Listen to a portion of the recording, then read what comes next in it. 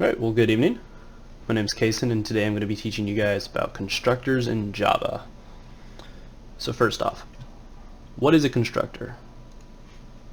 Basically, a constructor is basically like a method that is called when an object is created, but they're not exactly methods because they don't have a return type. Whenever I create a new instance of a class, the constructor will be called, and if a constructor is not specified in your code, a default constructor will be created in the compiler. One of the rules of a constructor is that it has to be the same name as the class. So right here we have public class dog. The constructor would be simply dog. And this is a default constructor. It has no parameters. So in this default constructor, we'll put a simple print line statement.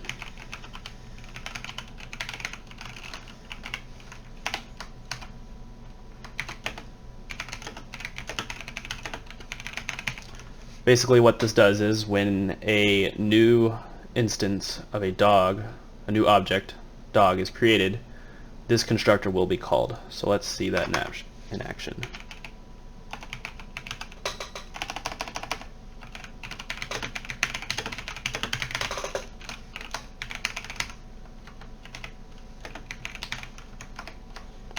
So this is our main method, and here I'm going to create a new dog. So we'll say dog 1 equals new dog. So right here I'm just created a new instance of a dog named dog 1, and when I run this, it should run the constructor. So let's see. Right here in our output it says a dog has been created. Now, what's useful about constructors is Java allows for what is called constructor overloading, which means we can have a variety of constructors and they can have parameters that are passed. So let's go ahead and add a couple variables to our class. Let's have string name, and let's have int age. And let's have a constructor that assigns the name and age of the dog when it's created. So we're going to create another dog constructor, and inside the last name, inside the parentheses, we're going to have string in for name and int a for age. Now what this constructor will do is it's going to assign the passed variable in to the name, so name equals in, and then it's going to assign the passed integer a and assign it to a, or to age. So age equals a. Once that is done, it's going to do the system, or the print line statement.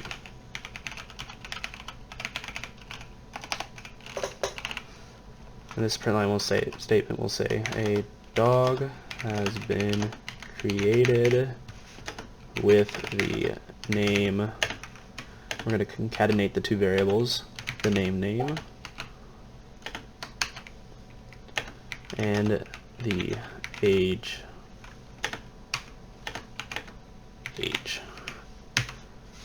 And what this should do is assign the two variables to name and age and then print them out. So let's create another dog 2 equals new dog. So far same as the previous statement, but this time we're going to pass two variables. We're going to give dog 2 the name Buster, and let's give him an age of 5. So removing the first dog, when we run this code, it's going to run this constructor instead of the default one. So let's see that. A dog has been created with the name Buster and the age of 5. Now, constructors are not only useful because you can pass parameters, but they're also useful because you can require parameters. So let's say we have a situation where we don't want to allow a dog to be created without a name and an age. What we can do is we can remove the original default constructor and say establish that this is our constructor, And this means whenever a dog is created, it must be assigned a name and an age. You can have an unlimited amount of constructors. I could have a constructor for the dog with just the name.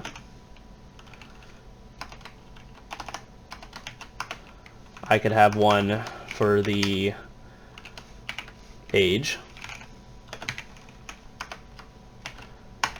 And I could even have additional variables. So let's take a look at an example where I've used this personally in my programming. Here I have a class called knobslider. Knobslider has a variety of values, but it also has 4 constructors. As you can see, I have 4 knobslider constructors. First is my default, which will run the setup method. Then I have one with source file. Source file is basically just the picture source for my knob slider. I have default position, and then I have one with both source file and default position. What this knob slider class does is it takes a picture and allows the picture to be rotated to adjust a value, kind of like a bar slider, but instead the rotation of the picture adjusts a value. So let's see this in action. As you can see here, my high opacity knobs, when I rotate the knobs, they adjust a value. And that is how constructors work. Thank you very much.